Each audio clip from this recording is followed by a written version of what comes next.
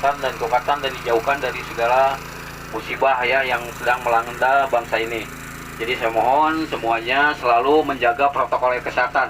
Jadi jangan terlalu berdempetan karena kita juga harus menjaga jarak. Jaga jarak minimal setengah meter lah, jangan terlalu rapat. Soalnya kita harus mengikuti standar protokol kesehatan ya. Jadi jangan sampai dilanggar ya, karena takutnya kita juga nanti kena dengan aturan atau undang-undang yang bisa menjerat kita ya.